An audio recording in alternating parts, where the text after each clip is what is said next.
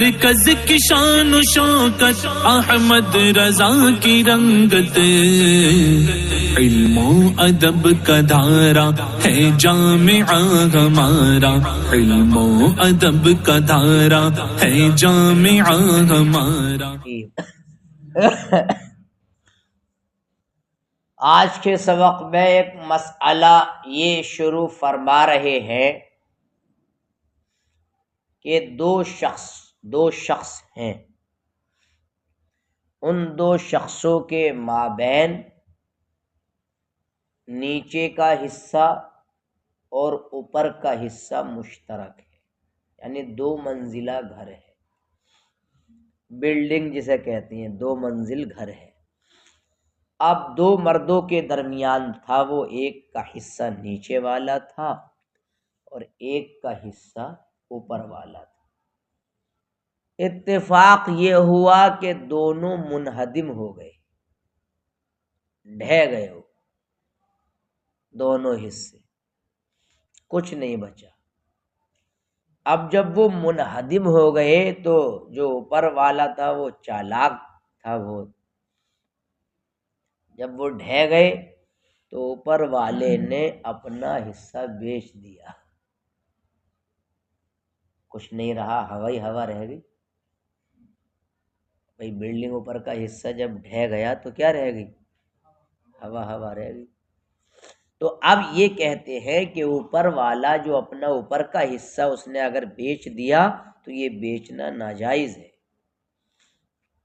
وجہ ظاہر ہے، وجہ یہ ذکر کی ہے کہ ہوا مال نہیں ہے، فضا رہ گئی ہے بس، اور فضا مال ہے نہیں، اس لیے جائز نہیں۔ یوں ہی اگر کسی شخص نے ایک ایسی چیز کو اپنی بیع میں جمع کیا جو مال ہے اور ایک غیر مال کو جمع کیا، مثال کے طور پر اس نے ایک عقد میں آزاد کو رکھا اور اسی عقد میں غلام کو رکھا، یا شیرہ اور شراب کے درمیان اس نے جمع کیا، یا زکیہ اور میتہ کے درمیان جمع کیا، مردار بھی رکھا اور ذبح شدہ بھی رکھا اور دونوں کو ایک ہی صفقے میں بیچ ڈالا۔ صفقہ کا مطلب ایک ہی عقد میں دونوں کو بیچ ڈالا۔ تو اب مال اور غیر مال کو ایک صفقے میں جمع کر کے بیچنا، یہ اس کی دو صورتیں، یا تو دونوں کا ثمن، دونوں میں سے ہر ایک کا حصہ ذکر نہیں کرے گا، یعنی جیسے اور آزاد کو رکھا تو یا تو کسی کا حصہ ذکر نہیں کرے گا کہ آزاد 2000 کا ہے اور غلام 1500 کا ہے، بالکل کچھ بیان نہیں کرے گا ثمن کون کتنے کا ہے، اور یا جناب عالی بیان کرے گا کہ آزاد 2000 کا ہے اور غلام 1000 کا ہے، ہر ایک کا حصہ ذکر کرے گا۔ اگر ثمن کا ہر ایک، یعنی دونوں غلاموں میں سے ہر ایک کا ثمن کے حصے کو بیان اگر نہیں کیا تو بالاجماع سرے سے بیع منعقد ہی نہیں ہوگی، اصلاً منعقد نہیں ہوگی، بالاجماع بالاتفاق۔ اگر مال اور غیر مال میں سے کسی کا ثمن کا حصہ ذکر اگر نہیں کیا ہے تو لم ینعقد اصلا، عقد بالکل سرے سے بالاجماع منعقد نہیں ہوگا۔ اور اگر مال اور غیر مال کا بیان کر دیا ہے کہ یہ اتنے کا ہے اور یہ اتنے کا ہے تو اس میں اختلاف ہے۔ امام اعظم رحمہ اللہ کے یہاں اب بھی ناجائز ہے، اگر بیان کر دیا دونوں میں سے ہر ایک کا حصہ ثمن کا تو امام اعظم کے یہاں اب بھی ناجائز ہے، جیسے کہ بالاجماع والی میں ناجائز تھی۔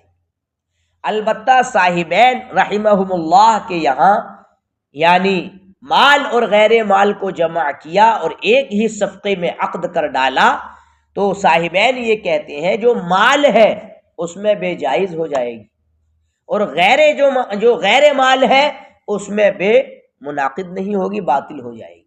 لہذا عصیر اور خمر کے درمیان جمع اگر کیا تو کس میں بے منعقد ہوگی؟ عصیر میں، اور خمر میں بے باطل. ایسے ہی زکیہ و میتہ میں جمع کیا تو کس میں منعقد ہوگی ان کے یہاں؟ زکیہ میں دون المیتہ. اسی طریقے سے حر اور عبد میں جمع کیا تو کس میں منعقد ہوگی؟ عبد میں دون الحر. یہ صاحبین فرماتے ہیں.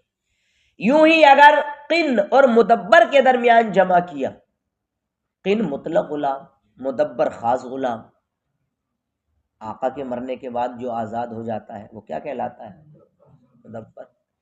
اور یا ام ولد اور مکاتب کے درمیان جمع کیا، یا اپنے غلام اور غیر کے غلام کے درمیان جمع کیا اور دونوں کو ایک ہی صفقے میں بیچ ڈالا، تو بلا کسی خلاف کے اپنے غلام میں بھی جائز ہو جائے گی، کیونکہ اپنے غلام کا مالک ہے وہ اور غلام مال ہے، تو اپنے غلام میں بے جائز ہوگی، دوسرے کے غلام میں نہیں جائز. یہ یہاں تک نفس مسئلہ میں نے ذکر کیا. اب ذرا صاحبین کی دلیل بغور سننا ہے. صاحبین کی دلیل کیا ہے؟ دیکھیے صاحب، صاحبین کی دلیل یہ ہے، سب سے پہلے تو وہ یہ فرماتے ہیں کہ فساد جو ہوتا ہے نا، کہیں بھی جو فساد آتا ہے وہ بقدر مفسد ہوتا ہے. مفسد کی، فساد پیدا کرنے والے کی مقدار کے برابر، بس بقدر مفسد وہ فساد ہوتا ہے. وجہ اس کی یہ ہے، انہوں نے یہ فرمایا کہ حکم یعنی علت کی قدر سے، حکم بقدر علت ثابت ہوتا ہے، اور مفسد نے دونوں میں سے ایک کو خاص کر دیا ہے، لہٰذا انہوں نے یہ کہا کہ علت کے خاص ہوتے ہوئے حکم میں تعمیم نہیں ہوگی. اور کہا ہے کہ اگر فساد آئے گا تو فساد جہالت ثمن کی طرف سے آئے گا، لہٰذا جب دونوں میں سے ہر ایک کا حصہ بیان کر دیا ثمن کا تو یہ معنی بھی زائل ہو گیا.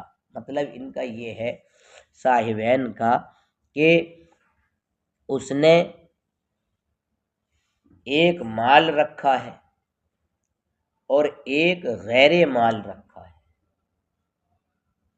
تو اس صورت میں ثمن جب نہیں بیان کیا تو بالاجماع منعقد نہیں ہے، لیکن جب ثمن کا حصہ بیان کر دیا، یعنی جب ثمن کا حصہ بیان، فساد کب آتا ہے؟ صاحبین کہتے ہیں فساد کے آنے کی وجہ جہالت ثمن، حصر کے طور پر بیان کیا، یعنی اگر فساد آئے گا تو جہالت ثمن کی جہت سے ہی آئے گا بس. تو مفسد کون ہوا؟ جہالت ثمن. تو فساد بقدر مفسد ہوگا، یعنی مفسد کی مقدار کے برابر فساد ہوگا. اب جب اس میں مال اور غیر مال کو جمع کرنے کی صورت میں ہر ایک کے ثمن کا حصہ ذکر کر دیا تو یہ معنی زائل ہوا یا باقی ہے ابھی؟ یعنی فساد ہے کیا ابھی؟ زائل ہو گیا نا. کس کی وجہ سے؟ یعنی بیان کر دیا نا. تو اب جب حصہ بیان کر دیا تو فساد جس کی وجہ سے آتا وہ ختم ہو گیا، جہالت ثمن، یعنی مفسد زائل ہو گیا، اور فساد بقدر مفسد ہوتا ہے. جہاں مفسد ہے ہی نہیں، زائل ہو گیا، تو مفسد کے زوال سے فساد کا زوال ہوگا کہ نہیں؟ زوال مفسد زوال فساد کو لازم ہے.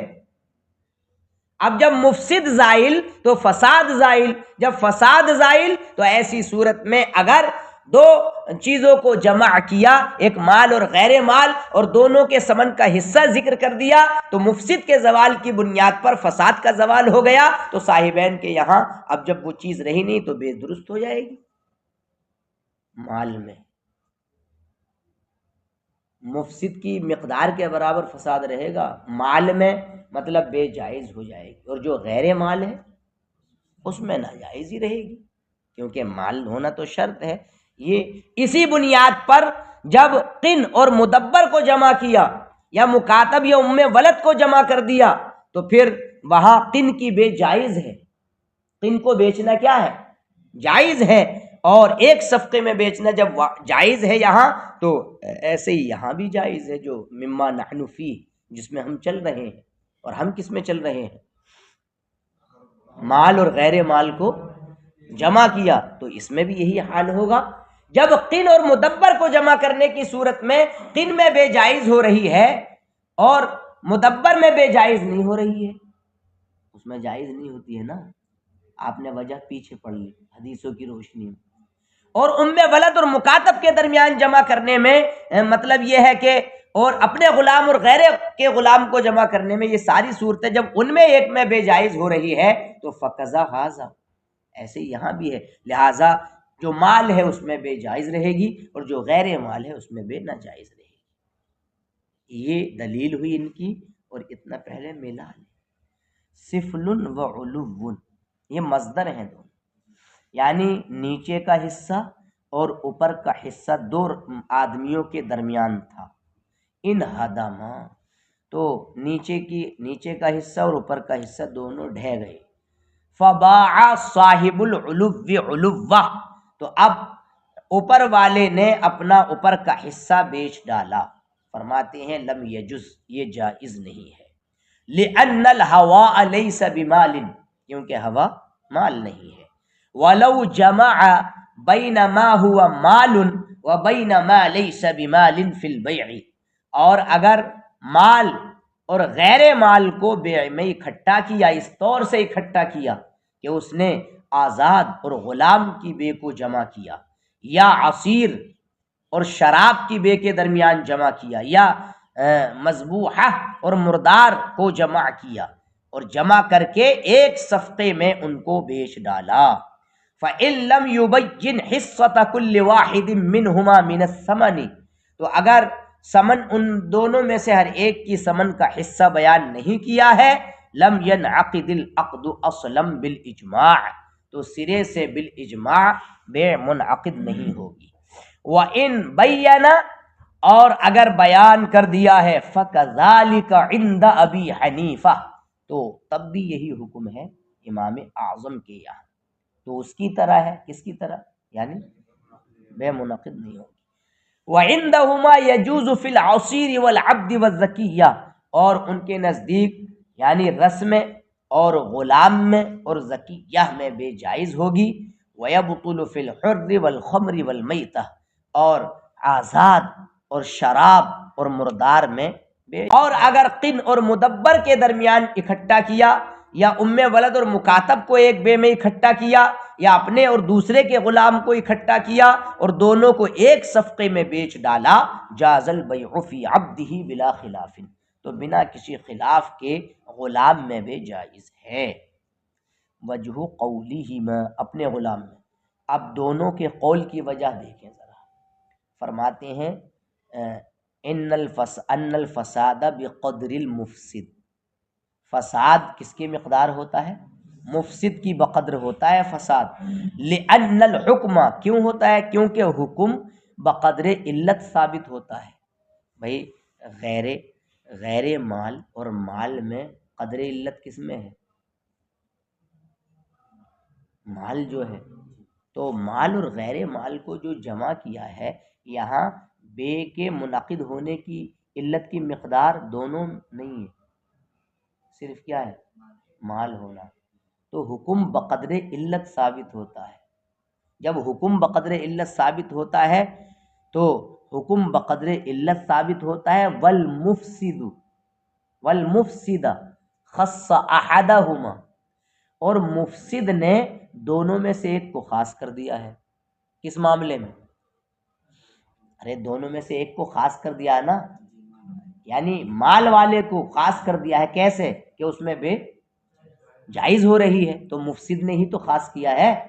جب مفسد نے خاص کر دیا، فلا یتعمم الحکم، تو اب خصوص علت کے ساتھ حکم عام نہیں ہوگا، یعنی علت خاص پائی جا رہی ہے اور حکم ہم عام کر دیں دونوں میں، جبکہ علت ایک میں پائی جا رہی ہے انعقاد بے کی، جو مال ہے۔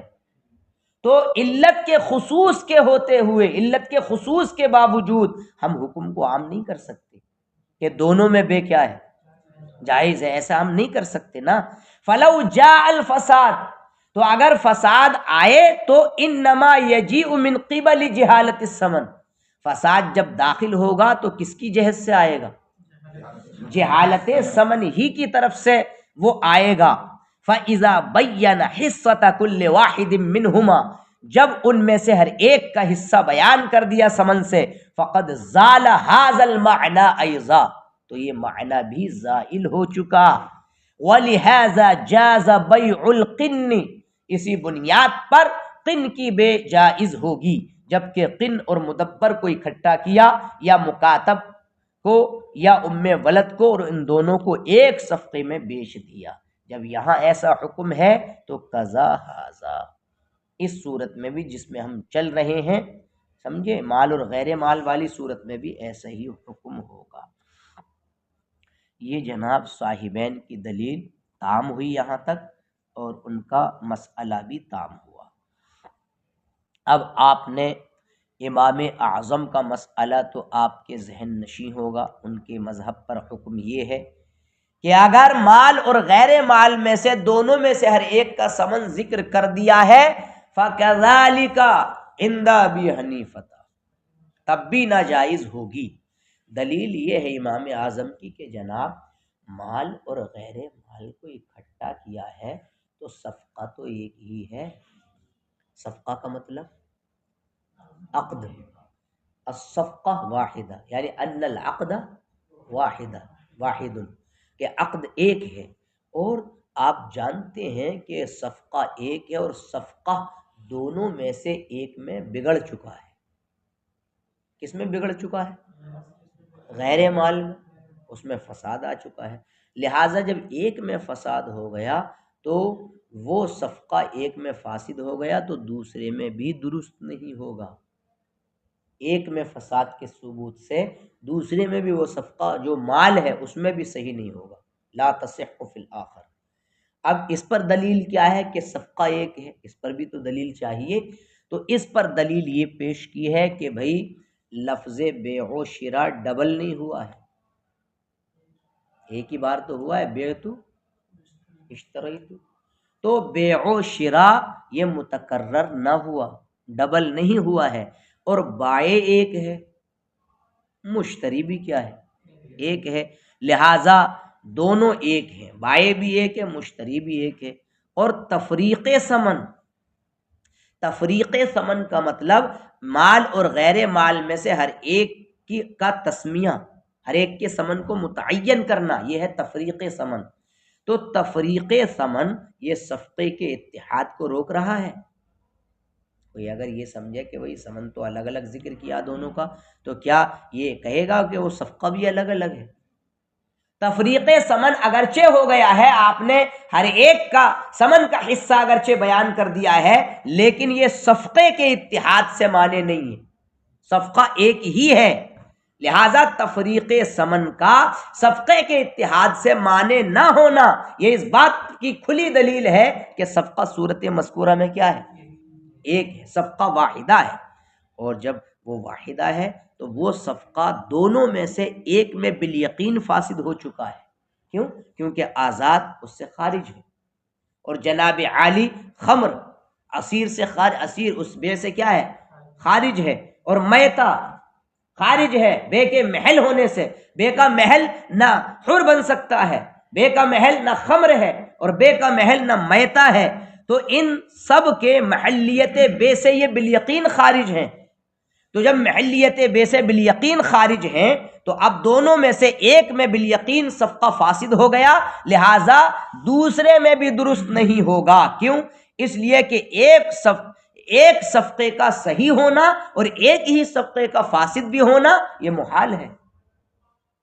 ہم اگر یہ قرار دے دیں صاحبین کی طرح کہ وہی ایک میں صحیح ہے جو غلام ہے، جو مال ہے، اور ایک میں مطلب یہ ہے کہ درست نہیں ہے، تو انہوں نے کس کا قول کر دیا کہ صفقہ واحدہ صحیحہ بھی ہو سکتا ہے ایک ہی وقت میں، اور صفقہ واحدہ فاسدہ بھی ہو سکتا ہے۔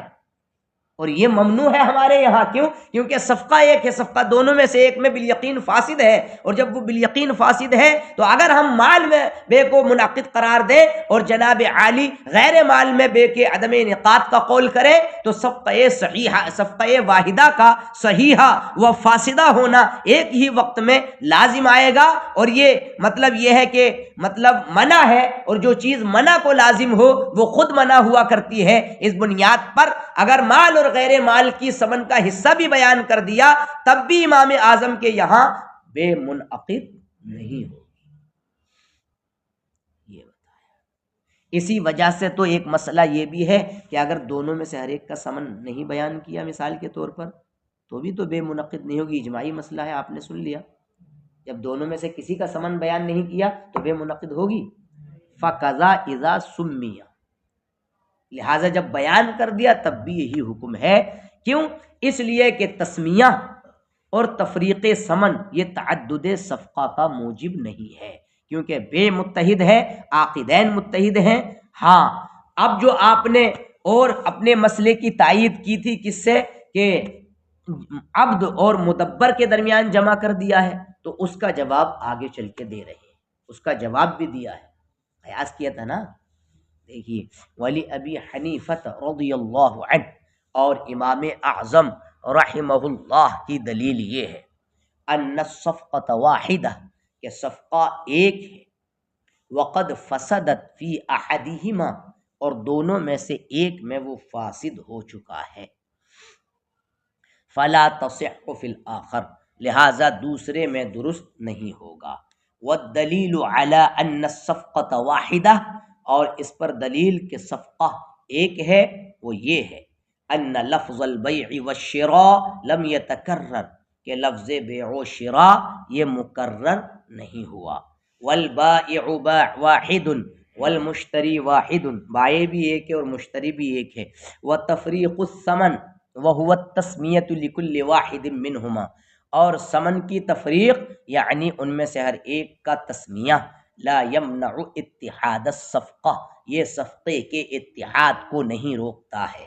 تو اس نے صفقے کے اتحاد کو نہ روکنا یہ اس بات کی دلیل ہے کہ ان الصفقۃ واحدہ، کہ صفقہ ایک ہے. وقد فسدت فی احدہما بیقین، اور دونوں میں سے ایک میں بالیقین وہ فاسد ہو چکا.